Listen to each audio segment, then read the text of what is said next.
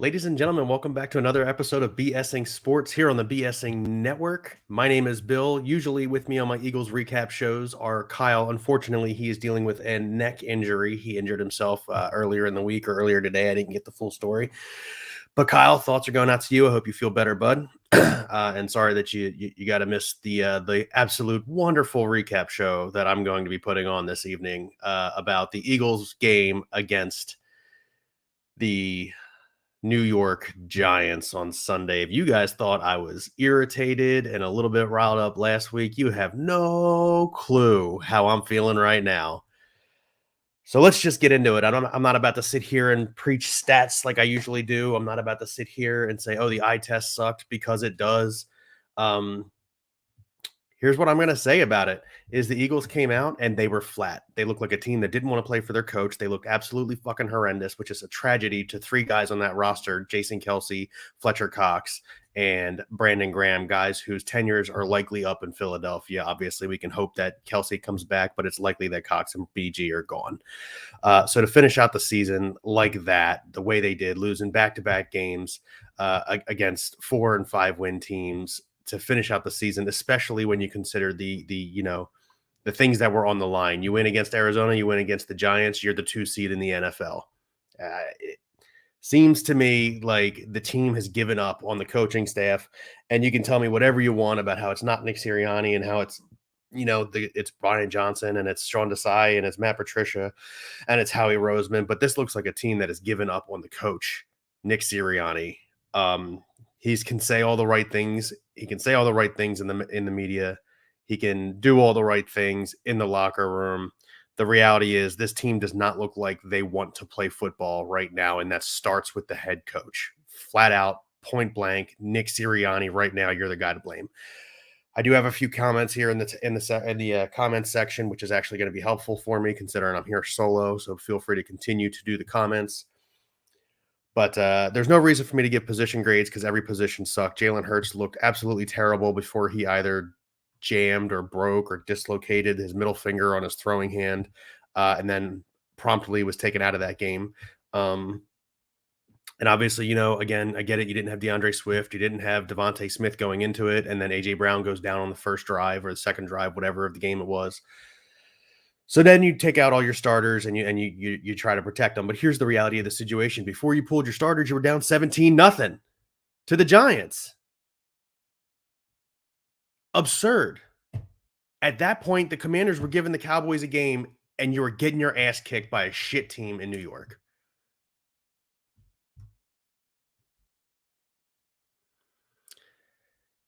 It's pathetic. Tim Hawkins, Ken Brandt, you both already said it. It's pathetic. Gary Brandt, Jason, that apparently was from last year. I saw that as well. It was from last year. It was not for this year. As much as I'd love to say Jason Kelsey will be back next year because he's playing at a high level, there's no guarantee as of this moment that he's going to be back next year. Tim Hawkins, I do agree. They are unwatchable. I turned it off after halftime. I did not watch the second half of that football game. I didn't care to watch the Marcus Mariota show. I didn't care to watch Saquon Barkley run all over the Philadelphia Eagles. I didn't care for it, so I turned it off. Tim Hawkins, again, they have no answer for the blitz. Yeah. And they can't tackle. No answer for the blitz on the offensive side of the football, and they can't tackle on the defensive side of the football. Man, that sounds like a team that shouldn't win 11 games in the NFL, but they did. Where's the team from the 10-1 game where they go down the field in overtime and they beat the Buffalo Bills? Now, granted, Gabe Davis doesn't run the wrong route there. The Bills walk out of that stadium with the victory in that game, throwing it out there. But where the hell is the team that was 10-1? Just it's storming really bad here. So if I get kicked off, I apologize. But regardless, where the hell's the team that beat the Bills that week? They've been non-existent. They have been not around, not available. You can't see them, can't find them since that Bills game. And I get it. You can say that they had the toughest schedule in football, which they did. You can say that, the way the schedule was laid out made it even tougher because they had to go through a straight up gauntlet, which it did. But that doesn't excuse the barely win over the Giants 2 weeks ago, the loss to the Cardinals last week, or the loss to the Giants this week. It doesn't explain any of that. You abandon the run super early in a game. You rely on Jalen Hurts to throw the football a ton, but you don't give him check down routes. And when you do give him check down routes, he doesn't want to take them. This doesn't look like a team that wants to play for the coaching staff. That offensive line is the best offensive line in football when you run the damn rock, and they don't do it. I don't know if that's Jalen changing the play in the huddle. I don't know if that's just Brian Johnson not calling damn run plays. I don't know what it is anymore. And when I say run plays, I don't mean 1st and 2nd and 20 and you're calling quarterback draws. I mean, hand the damn ball off on first down to your running back. Y'all thought I was negative last week. You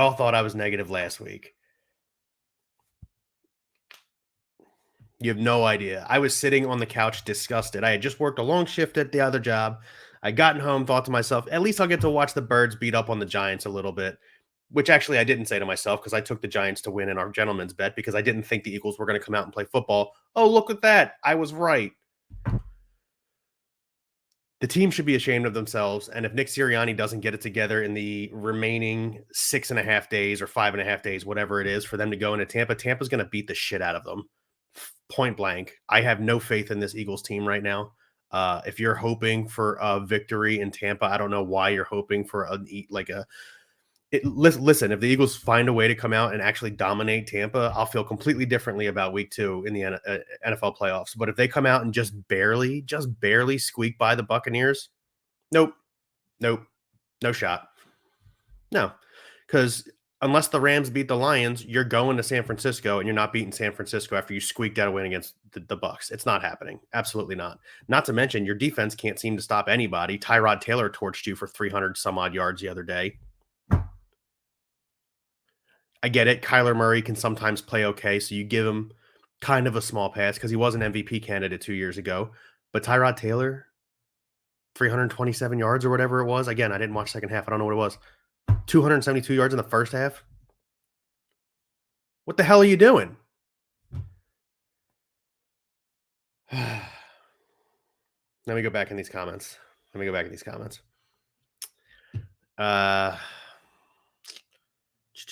Tim Hawkins says he didn't even make it to halftime. Ken Brandt says he didn't make it to halftime.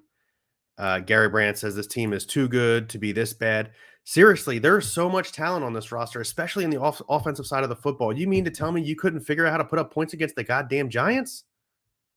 Gosh darn Giants. Sorry, I know I'm cursing a lot in this episode, but the reality of it is the frustration has finally boiled over. I usually control myself. I usually keep my temper, and I'm just so tired of it. Right now, I'm just ready to go.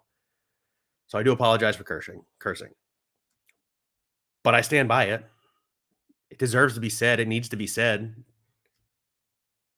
You look bad. Tim Hawkins, they're averaging. You must have been saying this stuff as I was talking about the stuff. I wasn't looking at the comments while I was rattling this stuff off. He said they're still averaging 5 yards per carry, and they won't still commit to the run. They still won't commit to the run. Again, it's got to be Brian Johnson, right? It's got to be Brian Johnson. Unless it's not. Maybe it's Jalen Hurts. We don't know because, again, in the media, Nick Sirianni's doing everything right. He's not pointing fingers at anybody but himself. So we don't know what the problem is on the offensive side of the football right now, other than the fact that when you do call plays, they're not being executed properly. And part of that is because you're not disguising anything. You have zero pre-stat motion. Look at the Miami and Buffalo game Sunday night after the Eagles lost, for instance. All that misdirection that Miami runs. There's a reason that they're a 12-win team, and then most of it is because of the misdirection. Yes, they're talented, but it's because Mike McDaniel has thrown together great offensive play calling all season long to put them in a position to win because they can confuse defenses. The Eagles line up in a 2 wide receiver, a 2 tight end set, and they run. And you're not confusing anybody. You're not helping your quarterback be successful. You're not helping your linemen create lanes. You're not helping your running back hit big holes. You're not doing anything to help the offense when you don't try and disguise something in the NFL. You cannot play Madden in the NFL. You can't do it. And right now, I think Brian Johnson's playing Madden 98 while the rest of the NFL is playing, in the NFL. And it's horrible to see. The loss of Shane Steichen really came to a head the last 2 weeks with the Colts attempt almost getting to. And listen, Shane Steichen called the right play. Gardner Minshew missed a throw there to get the Colts into the playoffs. Meanwhile, the Eagles are dropping 6 out of 7, 5 out of 6, whatever it was. It was still pathetic regardless.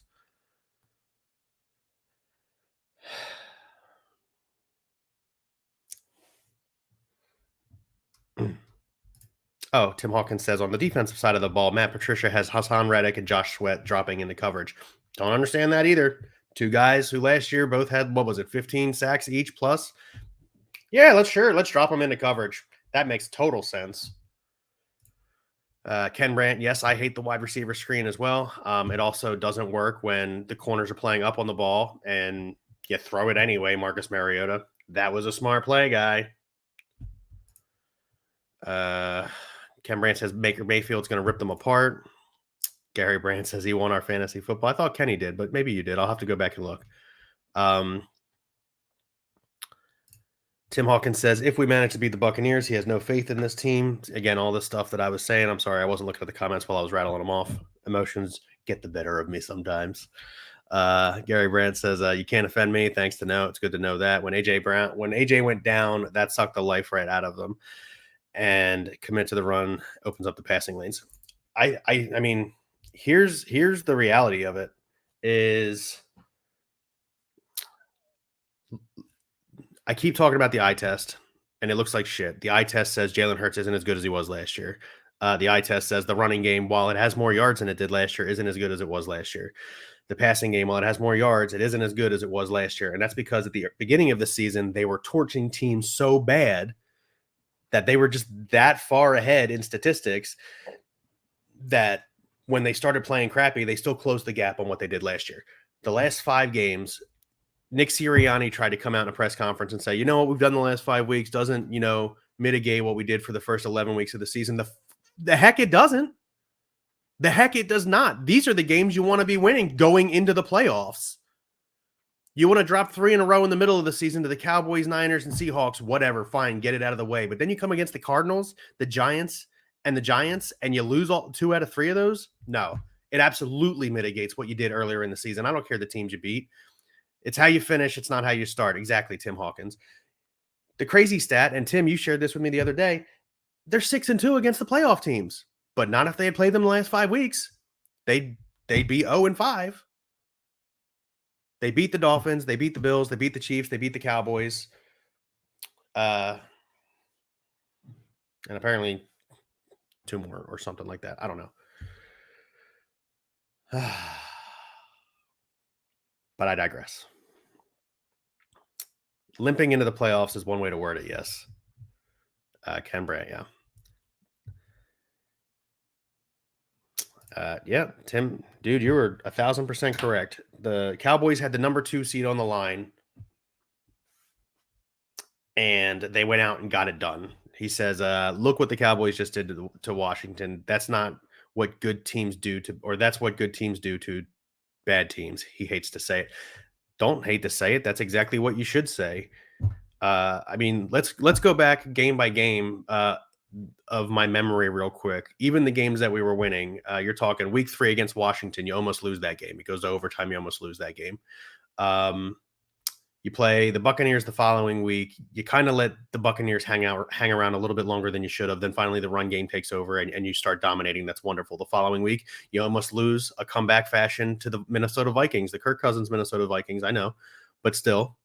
And then, there were just like so many games that could have made them so very easily not be 10-1. And again, I go back to let's go to the Chiefs game. Marcus Valdez-Scantling doesn't drop that touchdown. You don't know what the Eagles are going to do. Maybe the Chiefs do win that game. Gabe Davis in overtime for the Buffalo Bills doesn't run the wrong route.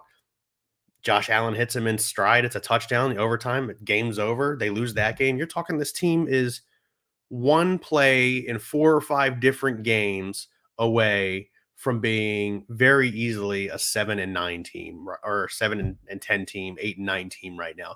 That's what the Philadelphia Eagles are. They disguised it by winning, and they kept coming from behind and winning after they were trailing at halftime. You can't keep doing that either. Like, that's not good. But like they fooled everyone. They fooled everyone. This is the worst 11-win team going into the playoffs in NFL history. When I make my prediction on Saturday, you know what? I'm going to give you my prediction super early. The Buccaneers are winning that game, and they're winning by 10. I have no faith. None. And there's nothing that's going to happen in that locker room this week before the game starts that's going to make me think to myself, well, you know what? Maybe the Eagles can beat the Bills. And as Tim said earlier, and I said earlier, I've got no faith for them to beat anybody after the Bills. Maybe the Lions, maybe. But you're not going into Dallas and beating Dallas. You're not going into San Fran and beating San Fran. You're not doing it. Prove me wrong. Tell you what, prove me wrong. But until you do, I'm going to sit here and bang my drum about how shitty you guys have looked. Yeah.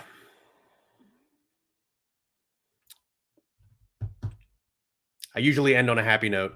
The happy note is they made the playoffs. And honestly, at this point, that's not even a happy note.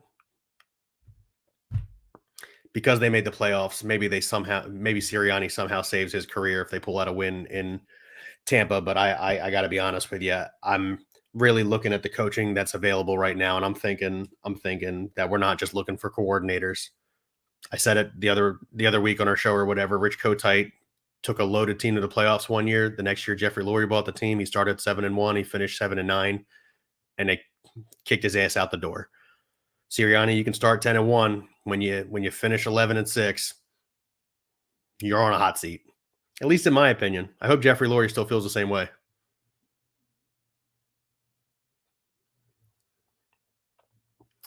Yes, Tim, that is also accurate. Statistically, the defense has gotten worse since Patricia took over. Part of that has to go back to what you already pointed out. Why does he have two of the top rushing defensive ends in football dropping into coverage? It just doesn't make sense. It just doesn't make sense. This team don't make sense.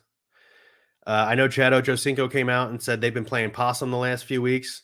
Dallas Goedert came out and said that, we've just been looking at the playoffs. So, they're trying to get the Philly faithful to be like, oh, okay, well, we're in. Just get in, and it's going to be good. Until you show me it's going to be good, you beat the Buccaneers by 30 points in Tampa. No, you didn't play possum. You got beat because you suck. I know big words coming from a guy who doesn't play in the NFL, but I don't get paid to do this. I do this for my fun. I do this for fun. This is a hobby for me. I get to sit here and look at that shit game that you put on. Not to mention that I pay for a program that you put the shit game on. I don't want to pay to watch you. Do better.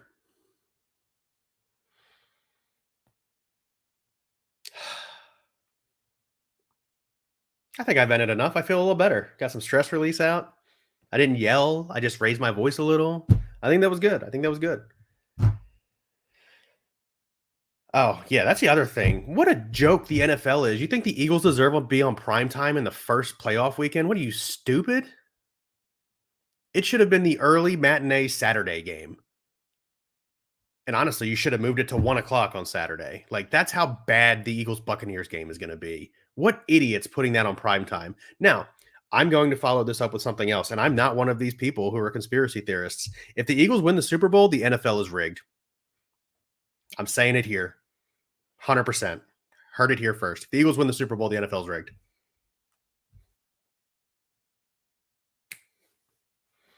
Would I love to see it? Absolutely. I don't care that it's rigged. I'd still love to see it. But you can't tell me that the team that walked into the playoffs the last 6 weeks goes on 3 away games and then wins the Super Bowl. It was different when the Giants did it against the Patriots. The Giants had a defense. The Eagles don't have a defense. Point blank. When the Ravens did it in 2012, they had a really good defense.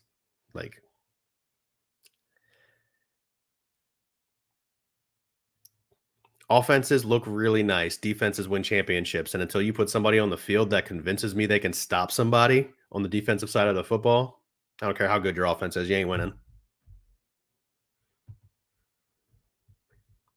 Yeah, Tim, I'm optimistic about the Rams versus the Lions. But even then, even if the Rams beat the Lions, we still go to Dallas and have to beat Dallas. You're saying, oh, maybe and then the Rams would have to go to the 49ers. Even if somehow we do host a home playoff game, which would be the NFC Championship game again, and I'm not calling it for this because I don't know. Hey, what's up, Gucci? I don't know if you've been listening to the whole show. I've been pretty much shitting all over Sirianni the entire show. But thanks for joining me here, Gooch. By the way, Jake was supposed to send me your email and he didn't. So when you get a chance, just hit me up on pretty much anything but this, and I'll take care of it.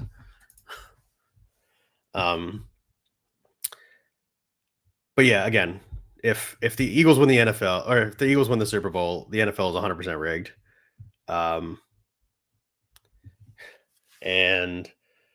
But again, I usually wouldn't give my prediction this early in the week. I usually like to sit on it for a little while, but right here, right now, I'm saying the Buccaneers win by 10. I'm a diehard Eagles fan, and I'm being a realist as well because I'm objective. When my team looks like shit, my team looks like shit. Yep, that's where I'm at. Anybody in the comments have something you want me to say, talk about, mention, comment?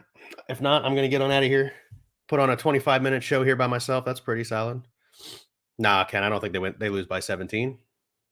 I'm just kidding. They absolutely could lose by 17. That defense, Mike Evans, Chris Godwin, who's going to cover those two guys? No one. Of course they could win by 17. But all right, if nobody in the comments has anything for me, I want to thank you guys for tuning in. It's always easier when I'm doing a show by myself when there's comments, so I do appreciate that. And thank you for joining me here on BSing Sports, part of the BSing Network, where we do a little BS and we talk a whole lot of sports. Thank you and have a good night.